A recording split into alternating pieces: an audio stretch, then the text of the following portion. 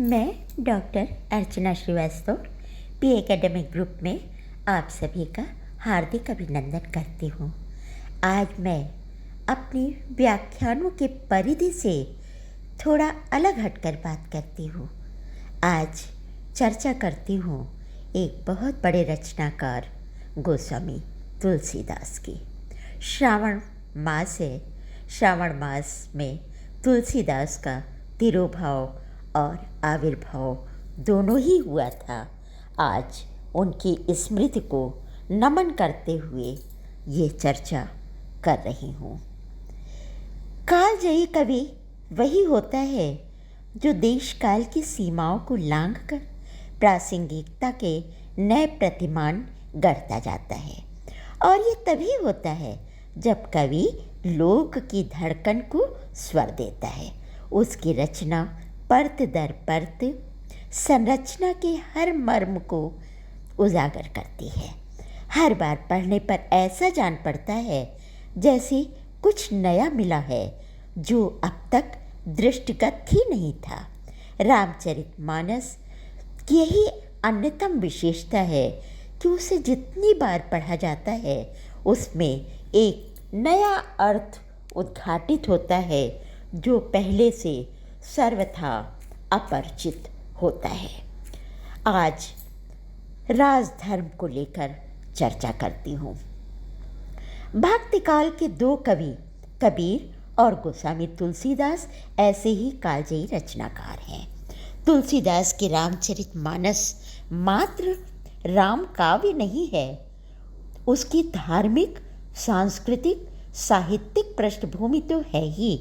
इन सबसे अलग उसकी राजनैतिक, वैज्ञानिक, चिकित्सीय और सैन्य शास्त्रीय दृष्टिकोण भी हमें उसमें दिखाई देता है। साहित्यकार का दायित्व विपक्ष में बैठे व्यक्ति की तरह सिर्फ सवाल खड़े करना नहीं होता, उसके पास एक समाधान भी होता है। मानस में राम राज्य की कल्पना यही समाधान है, जहाँ कोई प्रश्न नहीं उठाए जा सकते। भारतीय लोकतंत्र की एक संवैधानिक व्यवस्था है। मनुष्य को अधिकार भी दिए गए हैं तो उसे कर्तव्य भी दिए गए हैं, और इन दोनों में समन्वय आवश्यक है। तुलसीदास इसी को दृष्टिगत करते हुए कहते हैं, परिजन प्रजऊ चाहिए जस राजा। अर्थात राजा का ही दायित्व नहीं है कि वो प्रजा के हित में ही लगा रहे, प्रजा का भी दायित्व है कि वो अपने कार्यों को सुरुचिपूर्ण ढंग से संपन्न करे। तुलसीदास तत्कालीन लुटेरी राज्य व्यवस्था पर कड़ा प्रहार करते हैं। मुखिया मुख सो चाहिए, खान पान कहूँ एक। अर्थात देश का सम्राट मुख के समान होना चाहिए, जो खान पान को तो एक ही है पर विचार पूर्वक सब अंगों का पालन करता है। अर्थात शासक को पक्षपाती और अन्यायी नहीं होना चाहिए, उसे सबके प्रति न्यायशील और समदर्शी बनना चाहिए। त्याग की भावना, अनासक्ति राजा के चरित्र की महत्वपूर्ण विशेषता है। कहाँ अयोध्या में राज तिलक की तैयारियां चल रही थी और मात्र कुछ घंटों का निर्णय राम को बलकल वेश में वनवासी होने को विवश कर देता है। लेकिन राम विचलित नहीं होते, किसी को कोसते नहीं, अपनी माता को अपशब्द नहीं करते, उनकी आज्ञा को शिरोधार्य करते हुए अयोध्या को वैसे ही त्याग देते हैं जैसे पथिक रास्ते के पेड़ पौधों को छोड़ता हुआ गंतव्य की ओर बढ़ जाता है। बाली वध करके राज्य सुग्रीव को सौंप देते हैं तो रावण वध के पश्चात लंकेश विभीषण का राज तिलक करा देते हैं। जो संपत्ति शिव राव नहीं, दीन दिए 10 माथ, सोई संपदा विभीष नहीं। सकुच दीन रघुनाथ। अर्थात जो संपदा भगवान शिव ने रावण को उसके 10 सिरों के समर्पण पर प्रसन्न होकर दी थी, उस संपदा को संकोच पूर्वक राम विभीषण को सौंपते हैं। इससे अधिक अनासक्ति की अवधारणा और क्या हो सकती है। नीति के बिना राज्य का कोई अस्तित्व नहीं होता। अनीतिपरक राज्य संसार के लिए विनाशकारी होता है।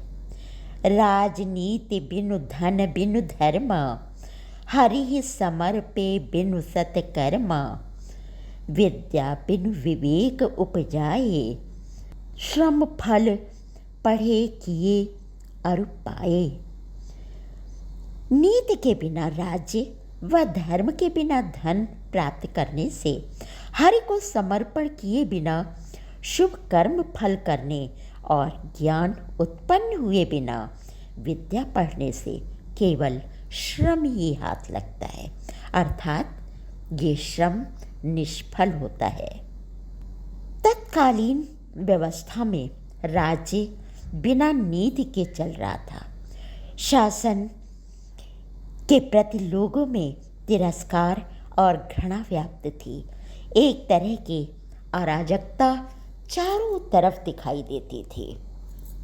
ऐसे में तुलसीदास नीति के पालन की बात करते हैं। वो स्पष्ट चेतावनी देते हैं कि जासु राज प्रिय प्रजा दुखारी, सो नृप अवसि नरक अधिकारी। तत्कालीन समाज में सत्ता षड्यंत्रों के कारण कोई रिश्ते पवित्र नहीं रह गए थे। भाई भाई के रक्त का पिपासा था। माता पिता के प्रति कोई सम्मान नहीं था।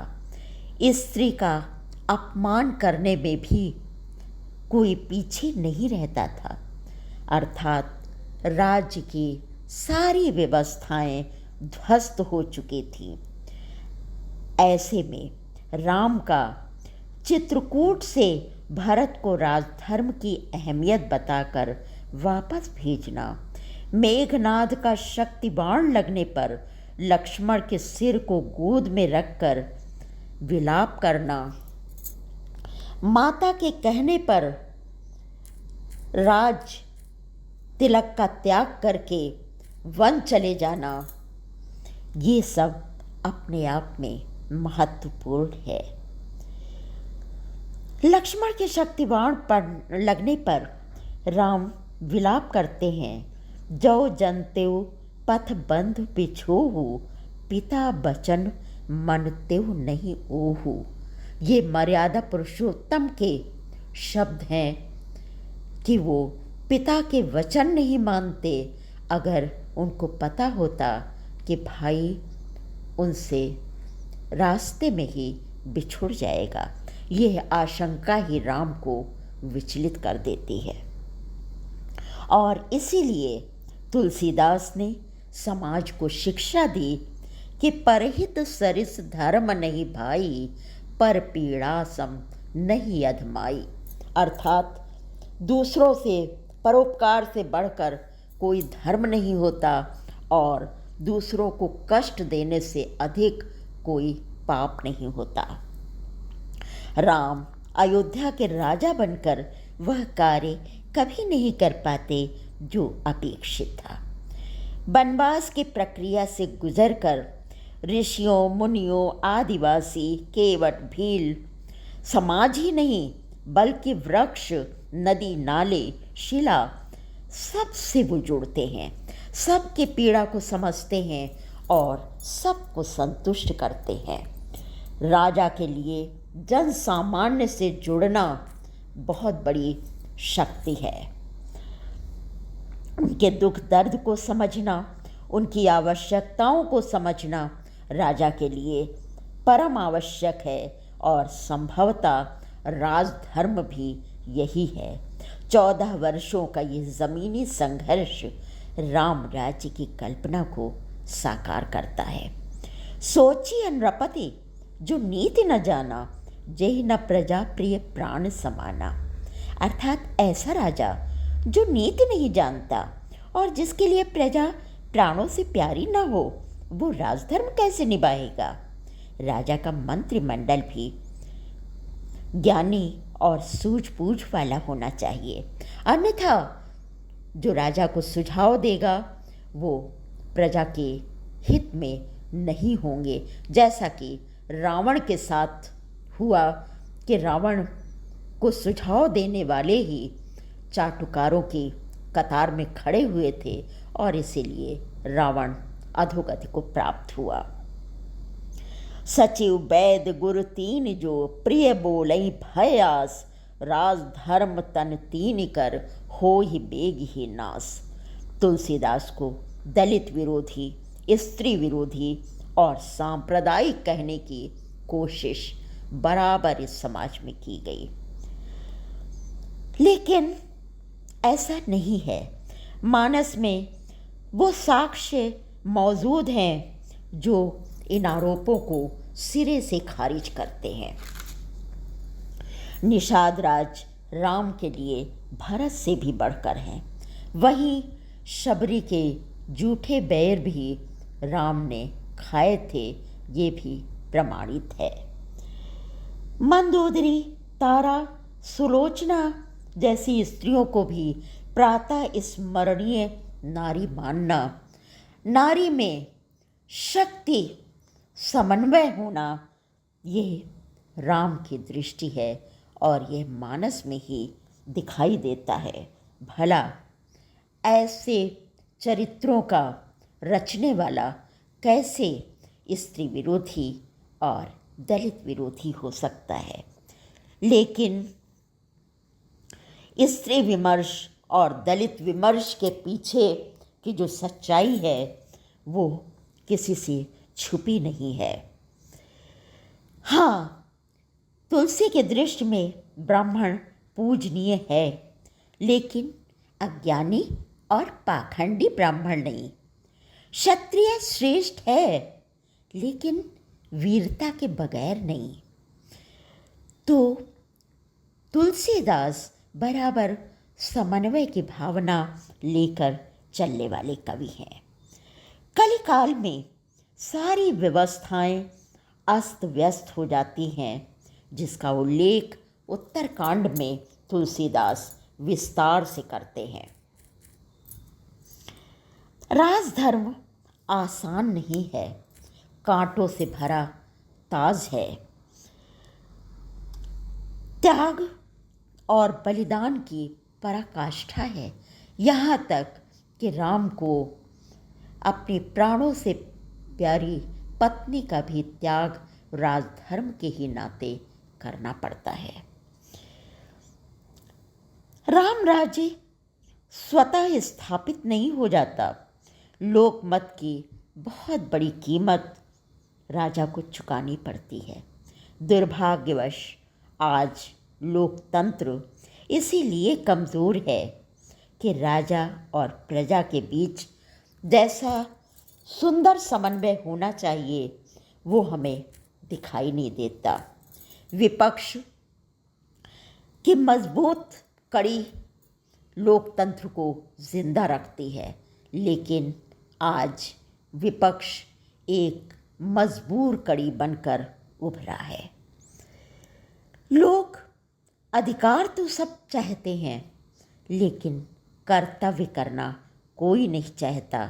ये बहुत बड़ी विसंगति है, और जब तक कर्तव्य और अधिकार में सामंजस्य नहीं होगा, तब तक उसके रिश्ते मजबूत नहीं हो पाएंगे। तो व्यक्ति, समाज, भाषाएं अपनी सीमाओं में ही अगर रहना सीख लेंगी तो राम राज्य स्थापित हो जाएगा। तुलसीदास ने एक मार्ग दिखाया है, लेकिन उस पर चलना हम ही को है। तुलसीदास के मानस से जुड़े तमाम ऐसे अनछुए पहलू हैं जिनको दृष्टिगत करने की आवश्यकता है, समाज के सामने लाने की आवश्यकता है। अन्यथा रामचरितमानस को हम धर्म ग्रंथ मानकर लाल कपड़े में बांधकर पूजा गृह में स्थापित कर देते हैं, जबकि वो एक पारिवारिक रिश्तों के लिए, सामाजिक रिश्तों के लिए, देश के लिए बहुत ही महत्वपूर्ण ग्रंथ है। धन्यवाद। मैं ऐसे ही और भी अनछुए पहलू आपके समक्ष लाने की चेष्टा करूंगी। आपको ये वीडियो कैसा लगा, इसकी जानकारी अवश्य दें। अपने सुझाव कमेंट बॉक्स में दें ताकि मुझे सरलता हो। धन्यवाद।